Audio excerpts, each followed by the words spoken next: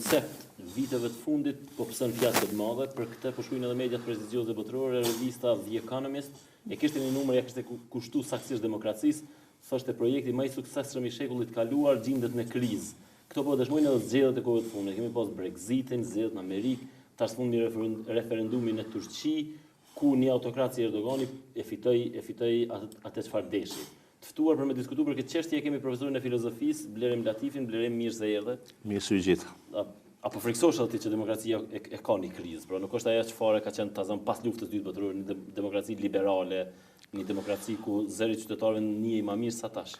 Jo, në fakt ajo që ne mund të shohim sot, dhe mund ta konstatojmë si tendencë, është përfundimi i ëndrave të cilat lindën me përfundimin e luftës së ftohtë.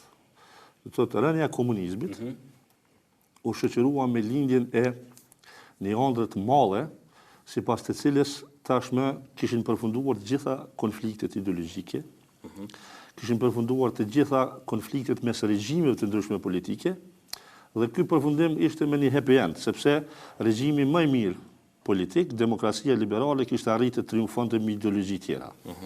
Spari mbi fashizmin, pastaj mbi totalitarizmin komunist, dhe lindi ideja se tashmë bota po futet në një paqe të gjatë demokratike, kur e gjithë bota do ta përqafoj demokracinë liberale si model universal dhe përfundimtar të rregullimit të marrëdhënieve ndërnjerëzore.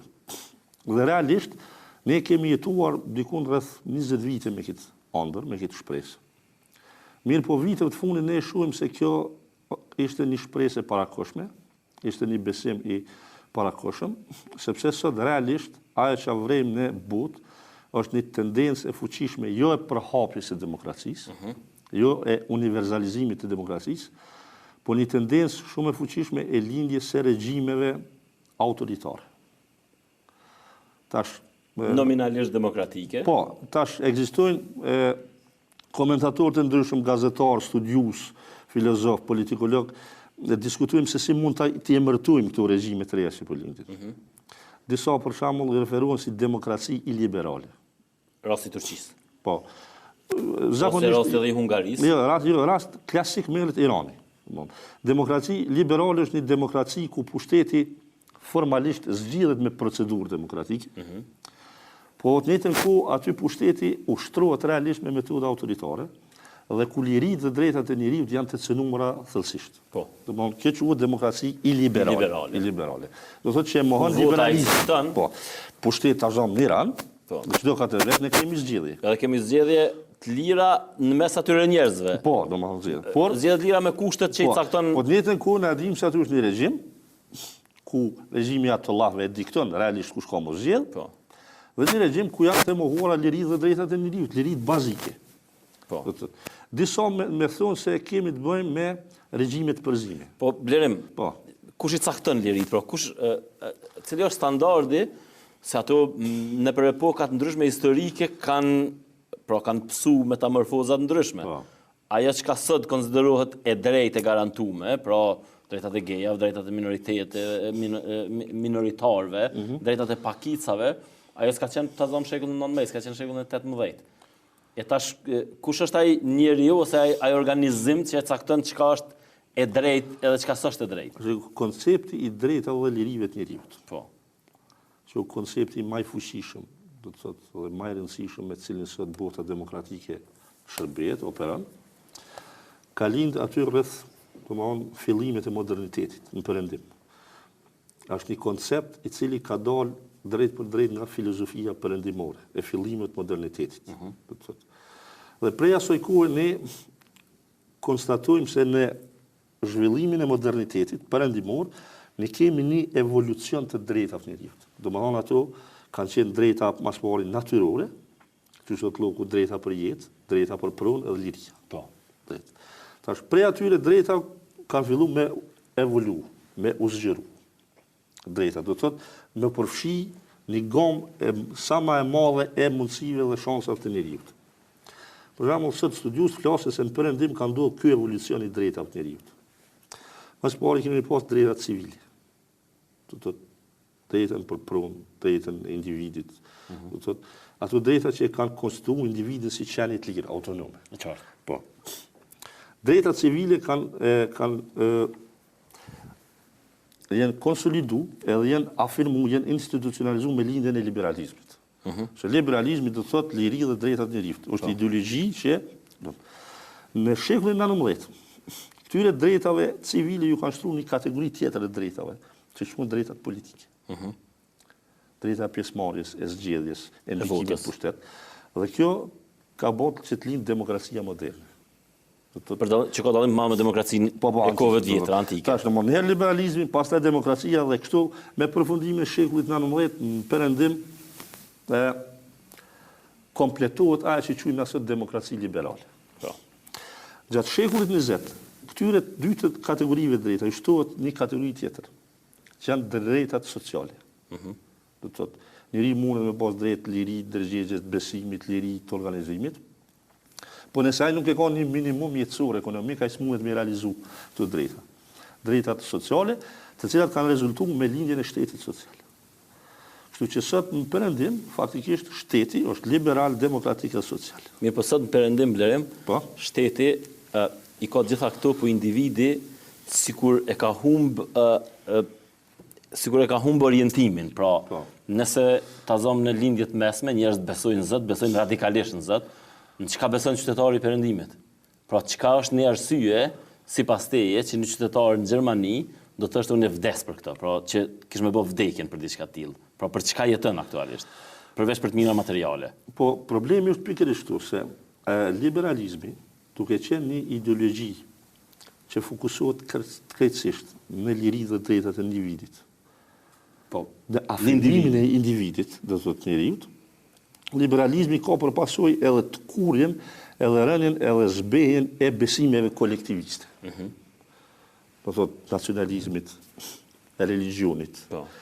Të cilat janë struktura ideologjike që japin kuptim kolektivit, individit në kolektiv, do thotë zbehje. Dhe pikërisht ky dimension i liberalizmit që zbehe idenë kolektiviste, që zbehe ideale kolektiviste, zakonisht shoqërohet me lindjen e tendencave ose të majta, ideologjitë e majta janë kolektiviste, ose ideologjive të djatha, nacionalizmit, populizmit, në variantin ekstrem fascizmit. Dhe ta këta individ që e shohin veten i kanë arrit gjitha të mirat materiale, po një veten të izolum, të braktisur, pa kuptim, kërkojnë ta kuptimsojnë jetën e tyre duke kërku forma të reja të besimit dhe forma të reja të ideologjisë. Shikoni, njeriu realisht, themi kushtimisht, është qenie ideologjike. Ai nuk mjaftohet vetëm me pas një mirëqenie ekonomike, materiale. Pa ai do me pas një besim ideologjik, përmes cilit ai jap kuptim ekzistencës tij si individ, jap kuptim raporteve të tij me shoqërinë, me shtetin e kështu me radhë. Liberalizmi ka një tendencë me i zbehë këtë ideologji. Dhe kështu ka lind nevoja. A u dobësu si qenie, pra, apo friksohet individi karshi ideologjive kolektive? Tash e kemi si rrjedhë kësaj. Tash realisht kemi një joshje nga ideologjitë kolektive. Për shembull, populizmi është po kjo është reakcion tash i këtij këtyre gjëra. Populizmi është rezultati i krizës së liberalizmit. Ne dim se në vitin 2008 sistemi liberal perëndimor është trondit në një krizë ekonomike. Ajo krizë pastaj është bërë në Bashkimin Evropian, i cili ende sot e kësaj dite nuk po e merr veten, se rezultati i cilës kemi dalë në Britani, pra kemi një populizëm global. E populizmi është pikërisht çaj që ju bën thirrje ndjenjave kolektive. Popullit, identitetit kombëtar, identitetit kolektiv. Dhe faktikisht na kemi një joshje. Në çet rast populizmi edhe kjo joshja e re, kjo nuk është rezultat origjinal, kjo është reakcion ndaj diçkaje tjetër. Sepse kjo në perëndim nuk lindi. Kjo u prodhu edhe u provoku prej jashtë. Pra është kundërreagim. A ka vdek, a mendon që demokracia liberale e ka harxhu ciklin e vet, pra ka orë në fund, o konsumu. A ka shpresë si muri ngjall prapë me gjetë veten? Demokracia liberale nuk është konsumu, për shkak se është bazamenti i civilizimit perëndimor. dy shtylla të demokracia, si model për me legjitimu pushtetin, edhe liberalizmi që bazohet në liritë dhe drejtat e njerëzit. Faktikisht sot ka një zbehje të besimit në demokracinë liberale, për shkak edhe të krizës, për shkak edhe të ideve populiste që po lindin, dhe të njëjtën kohë na e vrem se në pjesën tjetër të botës, nazi, në Euroazi, janë duke lind sisteme gjysmë autoritare, të cilat në rrafshin ekonomik po tregojnë shumë të suksesshme. Dhe kjo realisht Filipinët e kemi. Po, shkakton jushje, kemi edhe Turqinë, që Kinën, Indinë. po, faktikisht janë fuqi ekonomike. Edhe tash për herë të parë ne kemi një situatë kur është dëmtuar seriozisht një nga besimet kryesore të ideologjike perëndimore. Cili është ky besim? Ideja se zhvillimi ekonomik edhe zhvillimi i demokracisë shkojnë bashkë. Po. Kjo është besimi ideologjik. Aty ku ka zhvillim ekonomik, aty ka konsolidim të demokracisë. Të janë dy sisteme që ushqenin atjetën. Çka shohim se në botë? Ne shohim se në botë regjime që po zhvillohen shumë ekonomikisht, po kjo s'po përcillet me forcimin e demokracisë. Përkundrazi. Po. Me tendenca autoritariste. Do të thotë gjithandej janë të lind regjime ose gjysmë autoritare, regjime të përzira që nominalisht edhe formalisht janë demokratike, po në thelbin e tyre janë regjime që ku ushtrohet pushteti në mënyrë autoritare. Rast tip e Rusin e Putinit. Aty çdo 4 vjet mohon zgjedhje. E vërtet. Formalisht I fiton. Garojnë 2-3 parti. Mirë, po rusët e kanë blerem një gjë. Unë kam dëgjuar Putinin. Thoshte që nuk mundet ajo çfarë në perëndim konsiderohet demokraci liberale, nuk mundet mu repliku në njëjtën formë edhe të na, pra na kemi kulturën tonë. A mund të ndodh që disa forma, disa ideologji funksionojnë për një kulturë, po nuk funksionojnë për kulturën tjetër?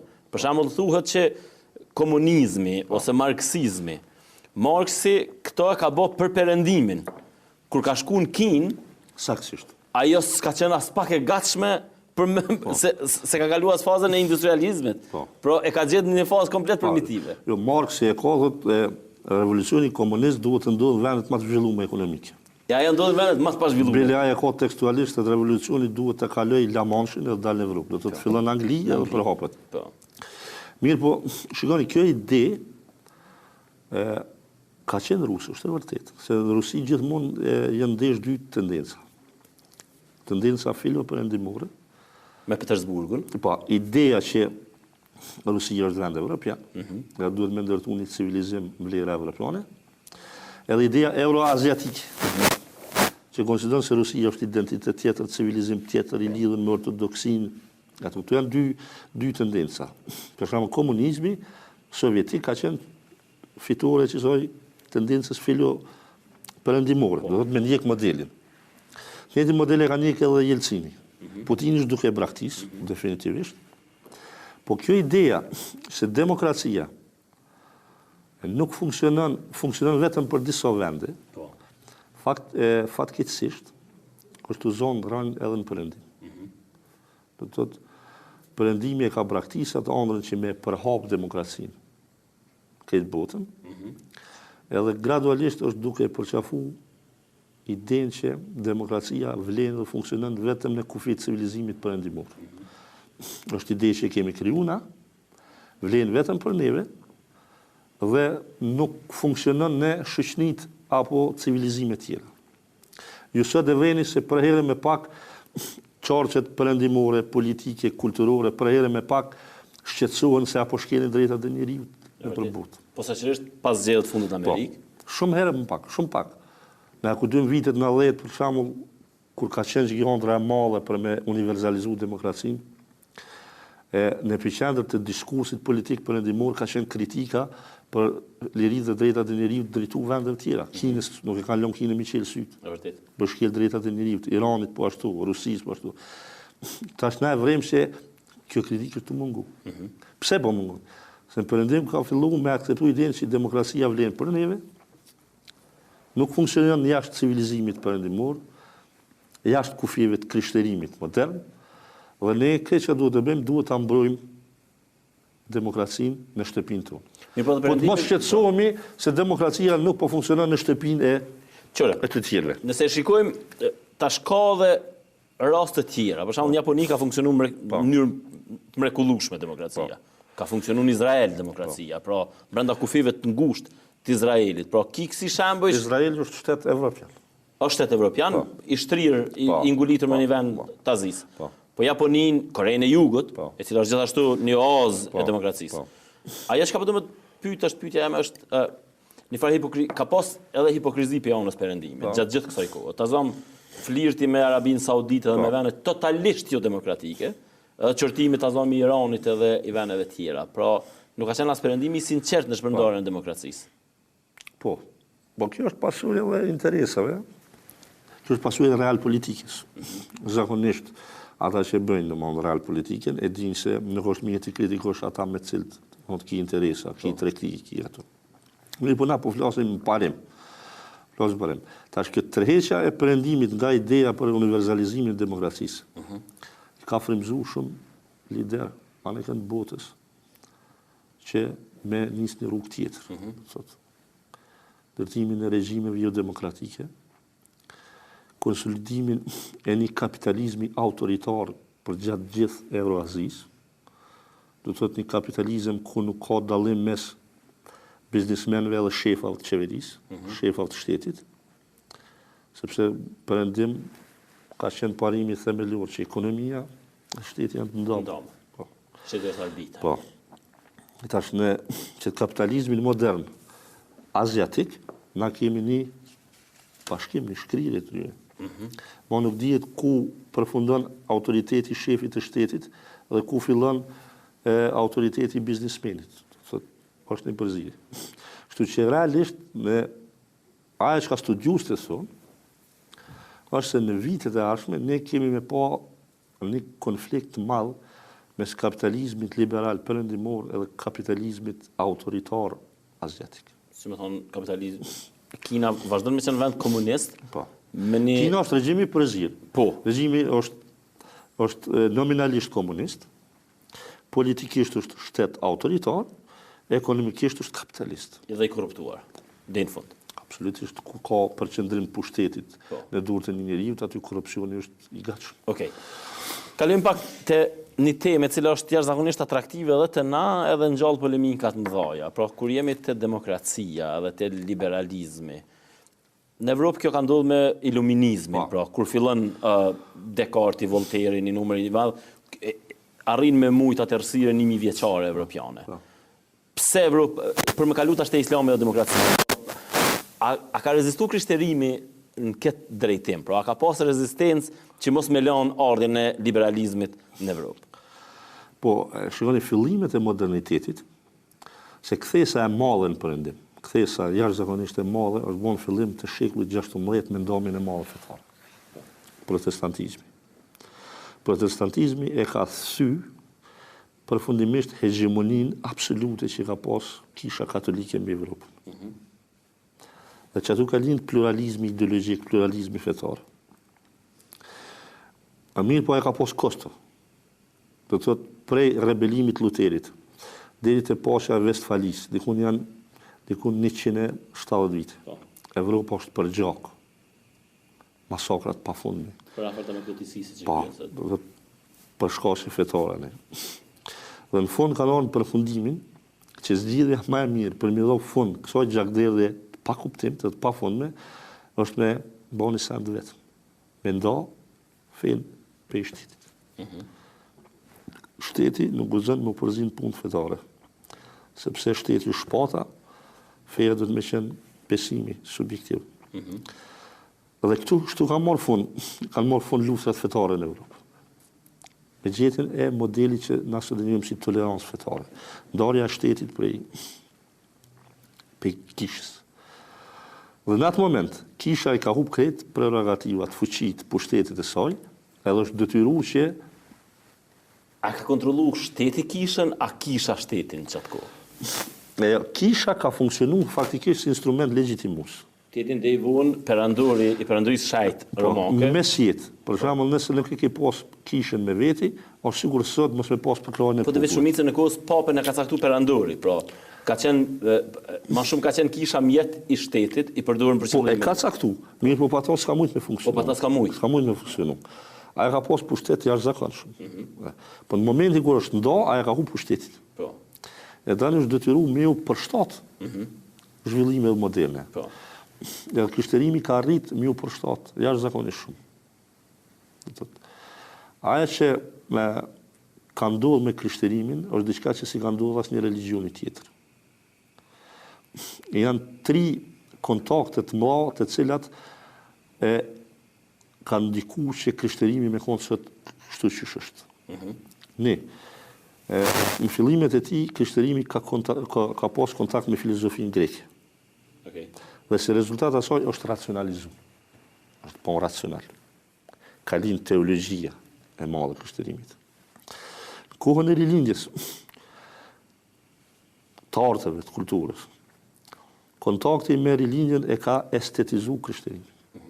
Që në Zevreni sot nëse hini në për katedralen, për arkitektura, arti, aja nuk është vetëm përvojë fetare, është artistike. E ka estetizuar. Kontakti i tretë me iluminizmin, mas 2 shekujve të rilindjes, e ka moderu. E ka bërë religion të moderum, tolerant. Dhe na sot e kemi, për shembull, e kemi një religion që është i moderum, që pranon shkencën, që pranon modernitetin, që pranon do të thotë e lirinë dhe drejtat e njeriut.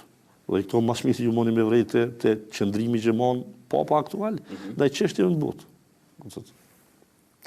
Dhe ky ka qenë iluminizmi ai i cili e ka rikthy idenë e demokracisë. A mundet të rikthy për shkak zhvillimeve në botë, posaçërisht lindjen e mesme? A mund të rikthy krishterizmi fuqia e tij në Europë, pra ndikimi, sepse gjatë kësaj kohe që ne po flasim, ka pas një ramje të ndikimit. Pra pothuajse shumë vende të Evropës skandinave posaçërisht, ato as që mund të cilësohen si vende pra të krishtera, ato janë me të kaluar të krishterë. Mirë po fuqia kishës ka ra në mas madhe. Ka ra, se të shikosh, protestantizmi e ka privatizu fin. Protestantizmi është një verzion i krishterimit që thotë se feja është individuale, së çështje e organizimit. Mirë po, faktikisht, rania ndikimit kishës është që spaku 200 vjetë. Dhe unë nuk shoh se ekziston tendencë që për shkak si kundërreaksion ndaj rilindjes fetare në botën tjetër në perëndim me Ajo që mund të ndodhë perëndim është me ndodhë pikërisht ajo që apo ndodhë. Ringjallja e populizmit djathtë, që e rikthen idenë e kombit, idenë e nacionalizmit francez, britanik, gjerman, domethënë. Çdo është rreziku. Ose që kemi tash në Shtetet e Bashkuara të Amerikës, do të aja parola e presidentit Trump që do ta bëjë Amerikën të fortë përsëri. Kjo mund të njohura mes 2 lufta botërore. Këto mund të rikthehet, po një rikthim të krishterimit fundamentalist nuk e besoj. A është Evropa krishterë sipas teje? Evropa është e krishterë, po Evropa është më shumë sot një civilizim që bazohet në vlerat e iluminizmit. Nëse ne për shembull i marrim dokumentet themelore politike me të cilat është ndërtuar Evropa. Tazom, nëse e marrim dhe analizojmë kushtetutën e Shtetit të Bashkuar të Amerikës. Ne aty gjejmë Locke, se gjejmë Biblën, po gjejmë filozofinë e John Locke, liria, drejtat e njeriut.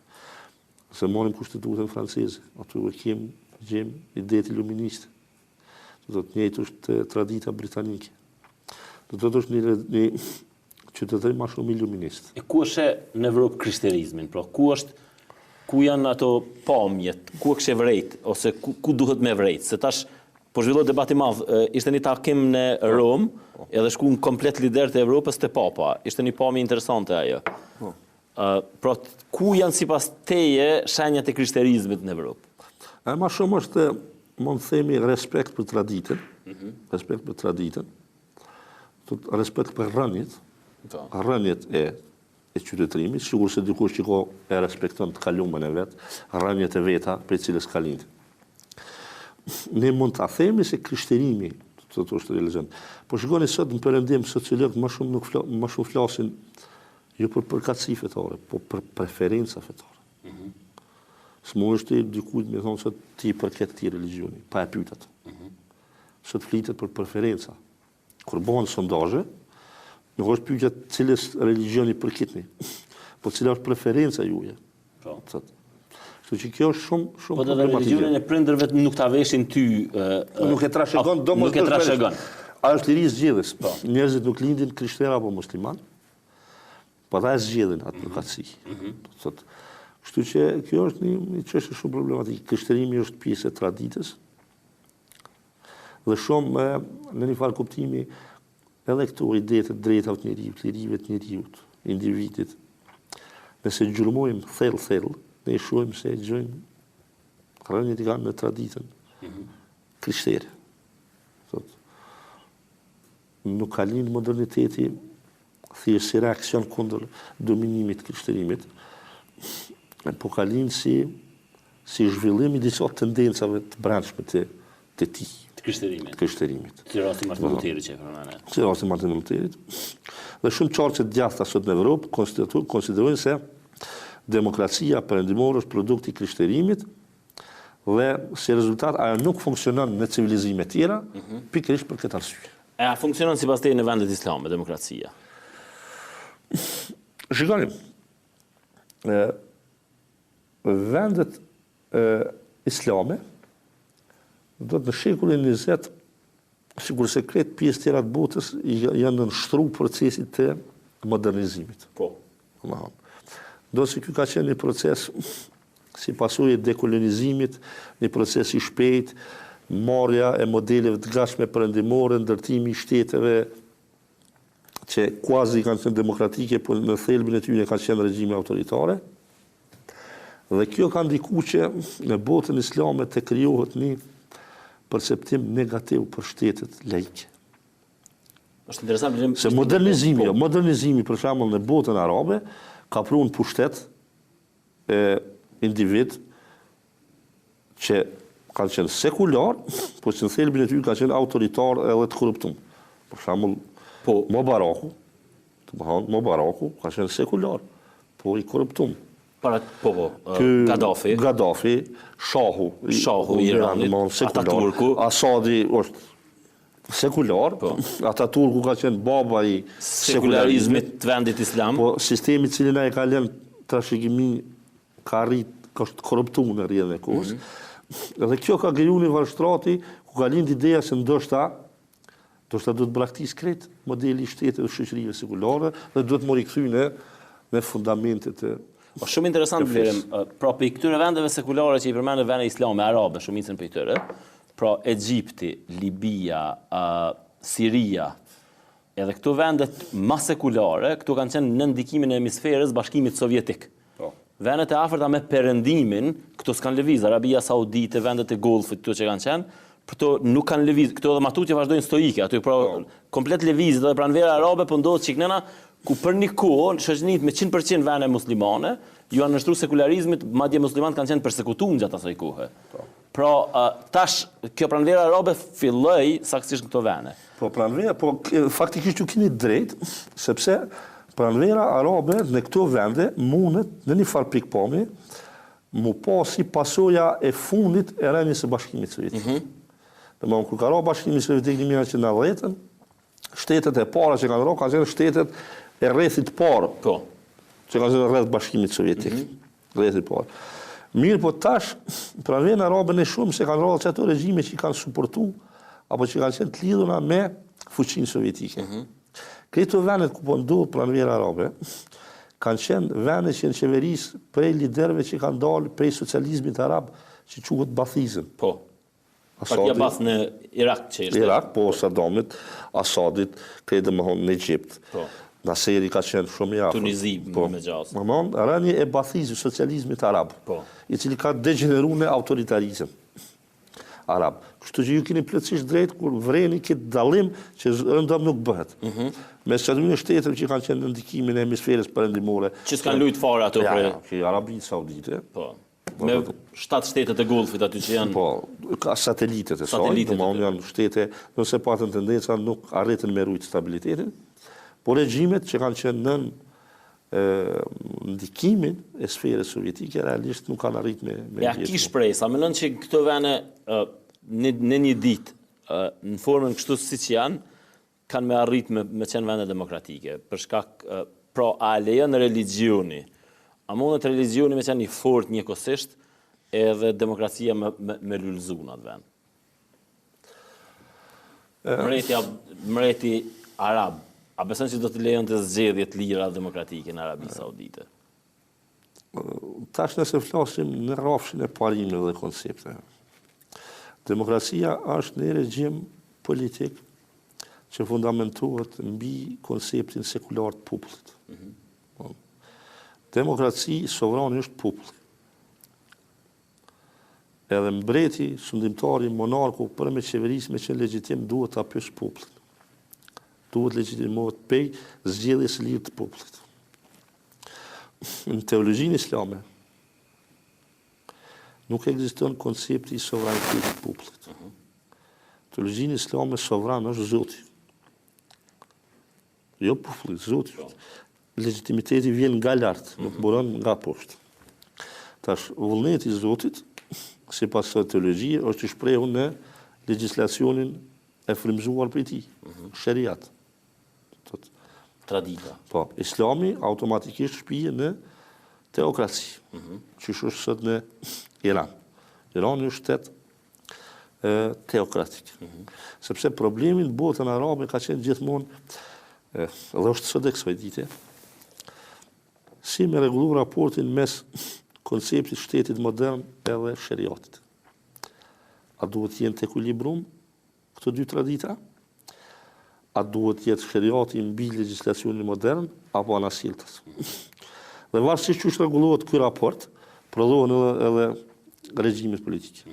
Për shembull, ti ke në Arabi Saudite, ku shariati ka përsi mbi ligjin modern, dhe kemi këtë model. E ke Iranin, ku shariati ka përsi mbi ligjin modern, dhe kemi. E keni shembull shumë interesant, Jordanin. Po, që ka arrit me gjetë një lloj ekuilibri mes traditës, shariatit dhe ligjit modern, dhe ki sot një shtet shumë stabil, shumë modern. Pastaj ti e ki rastin e Egjiptit, ku ligji modern ka përsi. Kjo traditë fillon pej mbretit Faruk, pastaj Nasiri vazhdon ditët e sotme, model që deshti me përmbys vllazëria muslimane. Dhe rastin ekstrem e ki Turqin, Ataturkut. Kur Ataturku shkon në variantin që jo me gjithë harmoni mes shariatit dhe ligjit modern, po komplet ligji modern e eliminon shariatin. Madje kriminalizon religionin. Eliminon krejtësisht nga sfera publike religionin. Tash kjo është bumerangi i asaj. Po, ky ka qenë qëllimi i Ataturkut. Një modernizim total të shoqërisë. Me akt, jo me proces. Jo me akt, me proces, po me brutalitet ushtarak. Minor zonin e xhamisë, mos me lën. Sekularizmi i Ataturkut është sekularizëm që ka nga lart. Me dekret shtetëror ushtarak. Do të thotë, këtë problemi qysh me i rregullu këto dy, traditën e shariatit dhe ligjin modern. Varësisht se cila ka përsi, ne edhe i kemi regjimet e... Elizova dikon thoshte për Martin Lutherin, pra kisha është nda edhe ka vazhdu, pra kjo kisha që ne e njohim, pra kisha katolike o reformu pastaj për shkak të kishës protestane, e cila ishte një reflektim i kësaj, edhe thoshte që kjo ka ndodhur kur ka dalë shtypshkronja, pra lindja shtypshkronjes, botime xhanat e kanë sjellë këtu. Bile Lutheri është i pari që e ka përkthy Biblën gjermanisht. Po. Kjo është e lidhur ngusht me emancipimin, me shkrimin, me tash autorë ndryshëm po thonë është një autore e përndjekun nga, nëse s'gaboj, është nga vendet afrikane, muslimane atje, cila thoshte që tash rrjetet sociale sepse në perspektive historike kjo është kohë edhe shkurtë, edhe matutje, na jena aty fol për 10 vjet, një periudhë hark ngushtë kohor. Mirë, po ajo thoshte që rrjetet sociale, Facebooki, Twitteri, do ta kanë efektin e njëjtë që ka pas shtypshkruanja te krishterizmi, edhe në fund procesit kjo do ta reformojë Islamin. A mendoni që mund të reformohet? Problemi i reformimit të Islamit është që do në pikërisht se të Islami na nuk kemi një qendër doktrinore. Nuk kemi një autoritet suprem, që na tregon se cili është Islami i vërtet, cili s'është. Do të themi ai në Arabi Saudite. Ndryshe ka qenë për shembull në Evropën perëndimore, ku Luteri ka godit, po ka ditë ku ka godit. E ka pasur objektimin e qartë, Vatikanin. E nëse goditja ka pas efekt ato, efekti tani zinxhir është përhap. Në botën islame na nuk kemi një autoritet. Pra ti nuk mendon që Meka është autoriteti? Nuk është autoritet, për shkak se kemi rryma të ndryshme që interpretojnë Islamin në mënyra të ndryshme, por nuk ka një autoritet qendror që është autoriteti i doktrinës. E qartë. Po se si shkollë Kairo është më me influencë sa... Tash ka thirrje, për shembull edhe mbreti Abdullah, edhe ky diktatori i ri i Egjiptit, El Sisi. Po kanë bërë thirrje për një reformim të Islamit. Po. Po mas pari ne duhet ta definojmë çfarë do të thotë reformim të Islamit. Atë reformë duhet ta bëj vetë bota arabe, bota islame. S'mundet me të reformu. Islami ka qenë ma në gjenezën e vetë, pra shekullin e 7, 8, 9, 10, ka qenë shumë ma i avancuar se sa krishterizmi. Si filozofi, si art, si plot gjëra tjera, pra derisa ke pas errësirë, me Voltaire flet për këtë, ai merr si shembull. Po, atë është një periudhë 300-400 vjeçare e artë. Realisht, po. E tash në ndërkohë pastaj ne kemi ramje, ne kemi zhvillim. Çush mund të provokohet? Pra çush mund të më dalë Islami pikë kësaj krize? Po. Ose a mundet me dalë? Tash. Ose a mundet me dalë vullnetarisht? Pra a ndodhe ndryshim në baza vullnetare, a do të forcë për me shty? Shikoni, nëse flasim në aspektin filozofik për reformimin, kjo është problematike. Për shkak se shoqëritë e besimet e tyre fetare nuk reformohen nga një kongres filozofik. Mbledhen disa njerëz. Edhe vendosin mund të Po, nuk ndryshohet. Qelsi gjithmonë qëndron te politika. Islami është religion sikur këtë religione tjera të botës. Si është krishterimi, si është fe tjera. Mirë po, Islami viteve të fundit është nështruar një procesi të abuzimit të jashtëzakonshëm. Tash, realisht Islami çlirohet edhe shpëton për të mos thënë reformohet, po shpëton nga njollusja me të cilën është duke u përballë, nëse ndrojnë dy regjime politike. Cilat? Të cilat janë duke e njollus. Islamin. Monarkia absolutiste, Arabia Saudite, edhe regjimi Ayatollahëve. Në këto regjime që luftojnë në lindjen e mesme për hegemoni. Edhe këto organizatat radikaliste dalin për këtij raporti. Ato luftojnë për hegemoni në lindjen e mesme. Arabia Saudite me shtetet aleate, Irani me aletat të vetë. Krejt këtu lëvizjet radikale, terroriste, dalin si pasojë që sojnë ndeshje.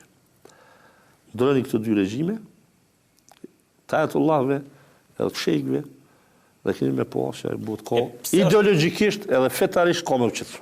E pse është që ka që vështirë, pra në mainstream, në të muslimani normal, pra mbreti i Arabisë Saudite shihet si sinonim i Islamit, pra madje është pothuajse herezi me shajt. E pse është që ka vështirë me thyqet mit? Që më thonë që ky që përshini jo mbreti këtu, nuk është Islami, pra kjo është një qenje fizike, një abuzues zhvac edhe përdorues i naftës, burimeve të naftës. Pronari i shtetit. Pronari i shtetit. Edhe ti e din, edhe na e dim, që kjo forcu kur është forcu burimet e naftës, sepse në shekullin e 19 kjo edhe kur vjen pushtet, nuk e ka pas këtë fuqi, por nuk ka qenë çka qishaj. Ky u shejtru më shumë me ardhen e naftës. Derisa u zbulu nafta, ato kanë qenë shoqëni nomade. Nomade, pra një bashkëpunim i Vahabit me ta dhe e sillin pushtet. Pra, ky u shejtru tash. Pse është që ka vështirë mu marrë me të? Edhe në Kosovë, po thuj se, me folë kundër mbretit, duket sigur po folë kundër islamit. Është problem se shëndimtarët gjithmonë kanë nevojë për legjitimitet, për me justifiku pushtetin e tyre. Dhe zakonisht në shoqëni demokratike ata kapën për religionin, investojnë në religionin, sepse ajo është instrument përmes cilit e justifikojnë vetveten. Ata investojnë atë shumë në xhamia, në fe, në religion, jo se janë besimtarë të jashtëzakonshëm. Po se ajo modernizmi i tyre është ju shërben si instrument ideologjik. Me justifiku regjimin e tyre. Pra, nuk ka ndryshim këto dy regjime politike. Vazhdimisht ka me pas grupe që lindin ushqim.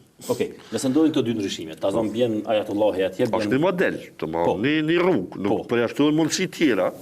Qysh e kishe parë reformimin? Pra, do të mu hek e drejta zakonore, pra hadithet, mu reformu edhe Kurani vetvetiw, apo qysh kesh mujtë më ndodhë ky proces? Ja, me dhënë hapësirë interpretimit të moderume të religionit. Qysh ka bo krishterimi. Se nëse ne e marrëm edhe Biblën, në Bibël ka paragrafe. Unë jem çudit kur i kom lexu interpretimet mesjet që kanë bërë. Për shembull, kallja e njerëzve në tura të druve, është bërë të thirrë paragrafe biblike. Domthonë llogaritet që inkvizicioni i ka kallë rreth 25.000 njerëz gjatë mesjetës. Pa është bon, ato klerikët kanë udhëheq atë proces. Të thirrë në paragrafe. Mirë po, modernizimi i krishterimit ka mësuar që ato paragrafe, interpretimi literal i tyre mu eliminu. Edhe me u thirrë në që ato të brumin paqësor dhe moral që e ka feja. Jo më thumë. Çdo interpretim politik i religionit, herët avon ka me qonë dhunë. Në dhunë. Kur kërkohet që det fetare moralizu me mjete politike, aja ka me qonë dhunë. Reformimin e kupton që me dha hapësirë dominimi atyre paragrafeve, atyre ideve, atyre thirrjeve që kanë brum moral edhe humanist. Okej. Se në atë tekstet në mundë më ndru. Një çështje interesante blerem është. Okej, ne po kuptojmë pra ata njerëz që jetojnë ato regjime, ata njerëz që jetojnë në atë errësirë. Ajo që është për Habib, le dje pat një intervistë interesante ministri i financave të Gjermanisë, Schäuble, një njerëz jashtëzakonisht karizmatik dhe i çmuar në Gjermani, thoshte që ata muslimanë që dojnë marrë me jetu në Evropë, le ta dinë që këtu do të mu integru. Nëse s'dojnë mu integru në kulturën evropiane, ka vende që qeverisin për sheriatit, le shkojnë në ato vende le tjetojnë. Pra pse ekziston që kjo antagonizëm? Në një anë e synojnë Evropën, në anën tjetër, forcat e ISIS-it janë të përbërme kryesisht prej muslimanëve që kanë jetuar në vende evropiane. Pra, çush definohet që ky absurditet? Pse ti, ose në rastin e fundit, në Gjermani për Erdoganin votun favorti ma shumë turq që jetojnë në Gjermani, se sa ata që jetojnë në Stamboll, në Ankara dhe vende tjera. Pra, pse ekziston që ky lloj? Po ta, është çaja që përmenëm në fillim.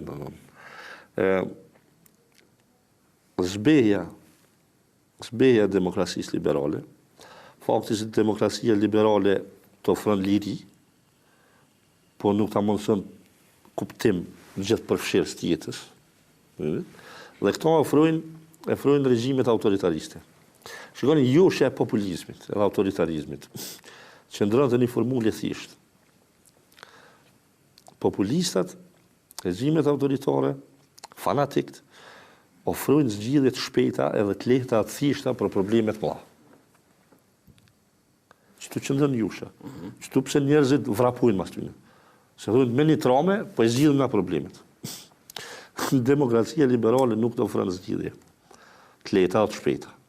Të ofron mundësi. Po, mundësi, do të thotë ka rrugë të vështirë, kohë, E këtu qëndron e pafuqishja e demokracisë liberale në raport me Po pse me regjimet. 3 milion turq shkojnë me jetu në Gjermani? Për shembull, shif merr formë. Po. Kjo joshje e populizmit. Ka forma ndryshme. Disa thonë, këtë problemet kemi me zgjidh nëse na i kthehemi i fesë. Futim në fe, falemi 5 ditë, shkojmë kish, shkojmë xhami, kemi me zgjidh. Tanë shani certifikat për para, tash qartë. shumë. Po ti pas t'i kohë e she, që ke një atë, po problemet ka me që aty ku i kelu. Nuk i ke zgjidh. Nështë ta veç ki kriju. Jo shaf funksionon tjetër. Disa thonë se na duhet një lider i fortë. Ai, kur ti merr përserën dorë, ai është i fortë, lider i gjithë fuqishëm, suprem, sundimtar, ai ka me na zgjidh problemet. Po ma vonë shoqëritë e kuptojnë se kur e kanë kriju një lider gjithë fuqishëm, absolut, faktikisht ata nuk i kanë zgjidh problemet, por e kanë kriju një problem tjetër, më të madh me cilin kanë më përballë. A ka te Islami? Ma sugjerove librin, kjo libra Flamujt e Zi ishte fantastike si libër. Edhe thoshte njëna prej tezave aty ishte kur ka lind Isisi, thoshte që ideja finale është që aty thehet Evropa, pra në Siri, edhe Evropa bjen në sundimin islam. A besën që ekziston kjo, për një men menuhet kështu, pra ekziston një ideologji brenda botës islame që duhet mushu Evropa krishtere dhe kjo më ra edhe Flamujt e Zi me sundu gjithandej. Po ekzistojnë grupe, dhe si duket edhe njëri për atyre grupeve. Erdogani tha që luftat shajta keni më pas. Ka qenë çështje tjetër. Për referendum politike. Brenda ISIS-it, bashkë edhe ati studimi, që e kam lexuar dhe disa studime tjera, ekzistojnë. Al-Zarqavi që ishte ai. Po, ekzistojnë dy grupe.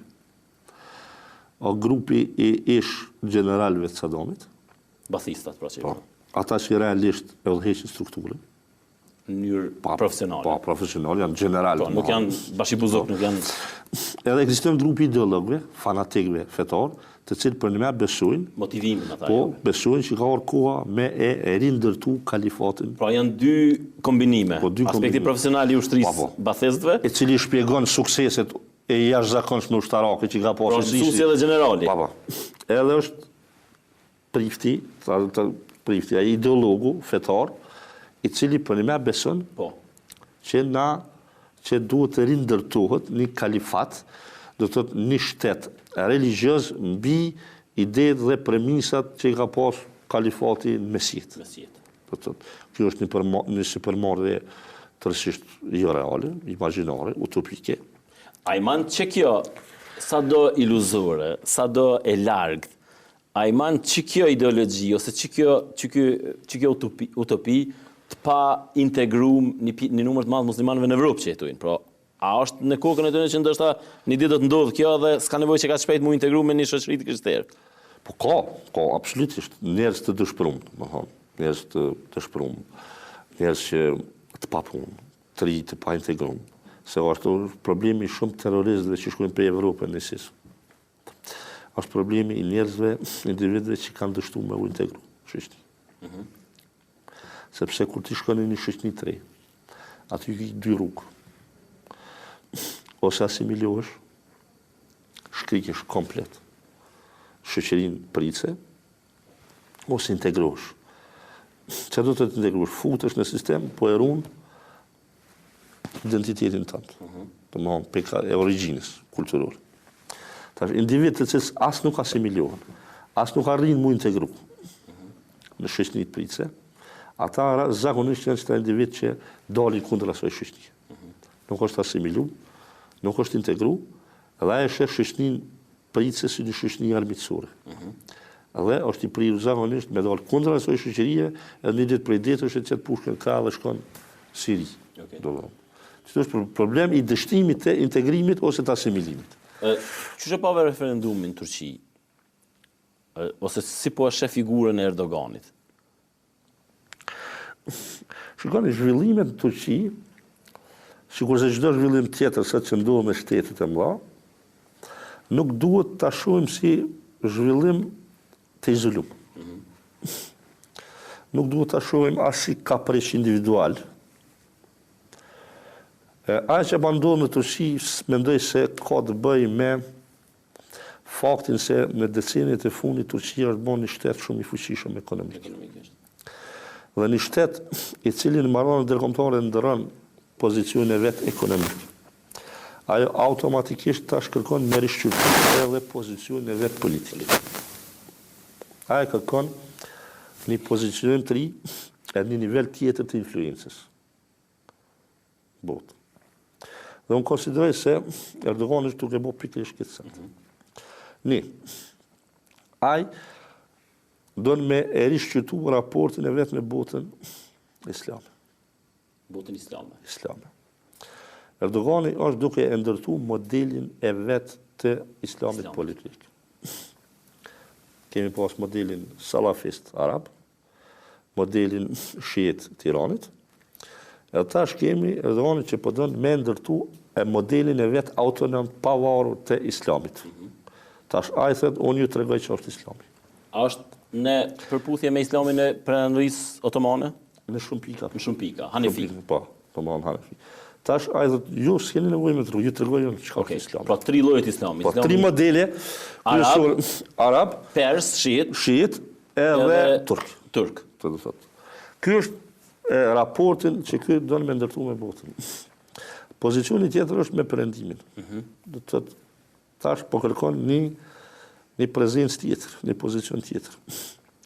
Nuk është më Turqia margjina e NATO-s, margjina e civilizimit për limur. Që kërkon limush. Po kërkon një pozicion tjetër, do të thotë.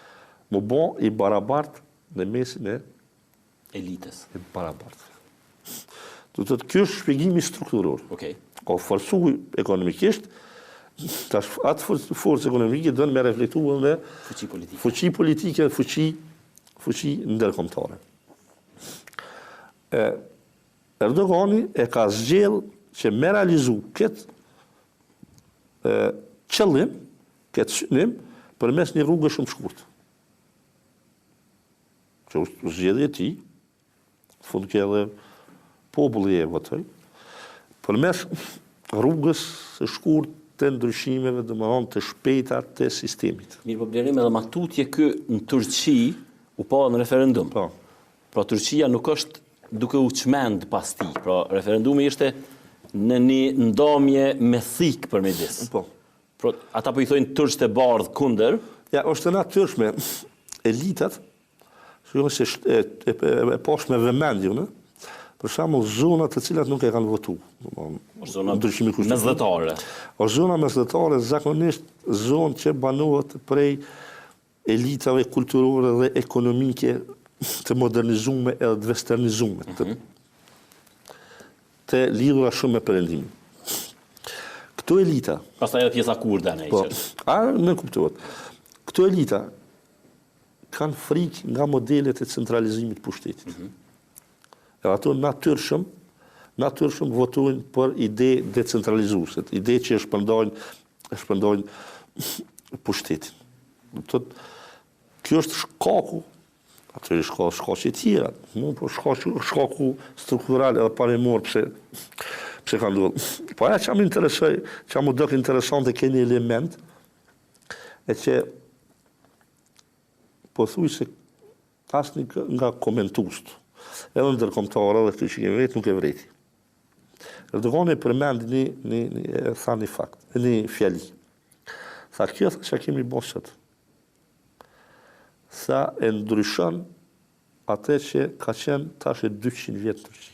Pro nuk dash më thonë 100, se ishtë identifiku. Edhe më tutje.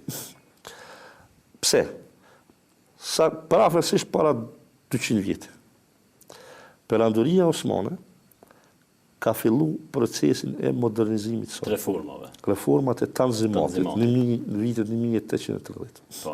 Do të thotë, reformat të cilat kanë shënuar që perandorinë osmane me modernizu... Me sekularizu dhe në fund? Ja, me modernizu, edhe me bo një shtetë që ka të gjitha tiparet e shtetit modern. Me ushtri. Me imi të frontën, kërësisht ka qenë qëllimi. Këto reforma kanë arrit kulmin në vitin 1876, kur është miratu kushtetuta e parë, e cilat Turqin e bën monarki kushtetuese. Do të një monarki, ku sultani ka pushtet, po ligji suprem është ligji. Suprem është ligji. Kjo monarki kushtetuese pastaj hiqet me pushtin që ka bërë Sultan Hamiti dhe në revolucionin gjën turk në 1908 rikthehet. Ataturku nuk ka bërë kur gjë tjetër veç tendencë modernizuese, e ka vazhduar dhe ka qenë deri në konsekvencat e fundit. Do të thotë Erdogani po don me përmbys krejt këtë tendencë. 200 vjeçarin me përmbys? E tha vetë. Do të thotë tendencën që Turqia me u kriju si një shtet që i ngjan krejtësisht modelit të shtetë moderne perëndimore. Dhe me ndërtu një model të vetin. Një model të vetin i cili frymëzohet. Nuk mundet me marrë elemente për perandorisë osmane, sepse perandoria osmane ka ekzistuar në një kohë tjetër, kur shoqënia ka qenë tjetër, tash shoqënia janë më komplekse, janë probleme të reja, nevoja të reja, po e merr si model frymëzues, frymëzohet për saj. Dhe me kriju një model autokton, të thotë të regjimit politik. Dhe referendumi për ndryshimin e kurrit ka qenë momenti kur faktikisht, si që dha vetë është mbyllë që këtë tendenca 200 vjeçare, e westernizimit të Turqisë, dhe ka fillu një epokë kur ai don me ndërtu një model të ri. Ishte modest në senën, tha unë jam i vdekshëm, tha edhe këto nuk e bëj për qëllime personale, tha bëj për qëllime... Ndryshimet që ai ka bë, do të thotë, janë ndryshime që do të kenë efekte gjata, janë ndryshime që janë projektu për një periudhë gjatë. Janë ndryshime që janë bërë për sot nesër. Po, që saktësisht janë mendu me fillu një epokë të re të... E na shqiptarët ku jesim qëtë me disë? Nëse i kemi pra disa qendrat islamit, pra islamin e Arabi Saudite, të Mekës, islamin turk, i cili ka qenë tradicionalisht ne kemi qenë shumë afër me ta, dhe ato iranian. A mujmë na me mbijetu, apo duhet pa tjetër me qenë pjesë njënës për orbitave, pra me qenë pjesë një epicendre? Varet çfarë zgjedhje do të bëjmë. E çfarë do t'i bëjmë, sipas teje? Pra zgjedhja... Aktualisht, edhe ne na ka hup pak. Pra fillimisht kemi qenë, gjatë kohës Jugosllavisë kemi qenë shumë të afërt me Turqinë, shkollimi është kryer atje, pas lirimit pat një invazion, ishte edhe shkrimi New York Times që është përfaqi, tha është Arabia Saudite, cila po e ndikon islamin këtu. Tash ku jemi? Tash ka me pas në zhvillim. Në Tërnava tha Erdogani është i dërguar i Zotit. Në ka me pas në zhvillim, se Turqia dhe mëna është një fuqi e madhe ekonomike, ushtarake e politike në regionin. Vetëm në Ballkan, po edhe më gjerë. Dhe këto fuqi natyrshëm kërkojnë sferat e influencës, sferat ndikimit. Ta ka më tentu, natyrshëm, me pas ndikimin e vetë. A mujna mi rezistu, nëse përse tentojnë, ose a duhet mi rezistu? Kur përmendë se cilat për këtyre qendrave, na konsideroj se duhemi me u rikthy traditës tonë. Do të thotë, një tradite që i ka rënit jo vetëm në rilindjen kombëtare, lindjen tonë kombëtare, po edhe traditën e drejtës zakonore, jo me rikthy drejtën zakonore, po është që ajo fryma e një popullate, një shoqërie që është nga brenda saj sekulare dhe laike. A mundi me qenë kurd njëri për modeleve tona, pra duke qenë etnikisht etnikisht pavarur, më thonë, edhe duke qenë suni musliman, mirë po të pa influencuar për i veneve tjera. Na, thash, modeli, që do të thotë, me këty modeli tradicional shqiptar, modeli të rilindjes. Modeli i cili jep përparësi përkatësisë kombëtare mbi përkatësinë fetare. Sepse kanë qenë rilindasit. Ata të cilët e kanë ndërtu konceptin e shqiptarit. Me ta bëti kush të pyetje, ose me ta bëti kush që do të thotë që me qenë shqiptar. Të ki definicionin e rilindasve. Shqiptar është ai që jep prioritet përkatësisë etnike, kombëtare në raport me atë fetare. Nëse për ty më e rëndësishme është përkatësia fetare, se sa përkatësia kombëtare, ti si je më shqiptar. Ti je shqip fals, po shqiptar mos i. Do të thotë, kjo është tradita jonë. Na mjafton mirë i kthy kësaj tradite, me rujt këtë traditë.